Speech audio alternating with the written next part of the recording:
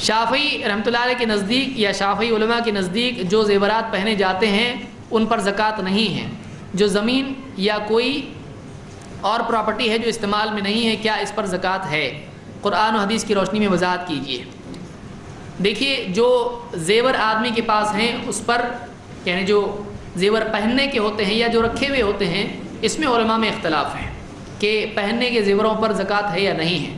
راجح قول یہی ہے کہ پہننے کے زیوروں پر زکوٰۃ ہے، اس لیے کہ اللہ کے نبی صلی اللہ علیہ وسلم کے پاس ایک عورت آئی اپنی بچی کو لے کر، اور آپ نے اس سے پوچھا، اس کے ہاتھ میں سونے کے کنگن تھے، آپ نے پوچھا کیا تم اس کی زکوٰۃ دیتی ہو؟ اس نے کہا کہ نہیں. تو آپ نے کہا کیا تم چاہتی ہو کہ تمہاری بچی کو یعنی آگ کے کنگن پہنائے جائیں؟ تو اس سے معلوم ہوا کہ اگر وہ زکوٰۃ دے دے تو پھر آگ سے حفاظت ہو جائے گی.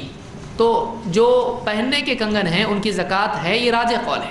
بعض علماء کے نزدیک بعض روایت کی وجہ سے یہ ہے کہ نہیں دینا ضروری نہیں ہے، لیکن راجح قول یہی ہے.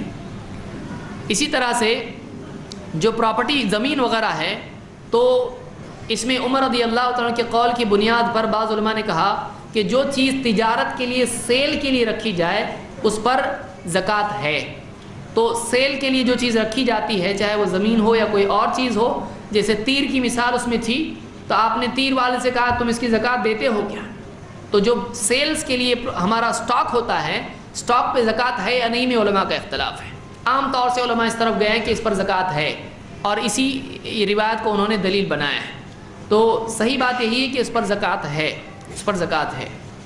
بعض علماء نے پھر تفصیل کی ہے کہ زکوٰۃ اس پر ہے لیکن وہ نصاب میں نہیں آتا ہے، یعنی زکوٰۃ کے اعتبار سے جو زکوٰۃ کی صورت ہوتی ہے اتنی زکوٰۃ نہیں جو 2.5% ہوتا ہے، بلکہ آدمی اس میں سے کچھ دے دے بطور صدقہ تو بھی یہ زکوٰۃ شمار ہوتا ہے، اس لیے کہ صدقے کو بھی زکوٰۃ کہا جا سکتا ہے. بعض علماء نے یہ بھی بات کہی ہے.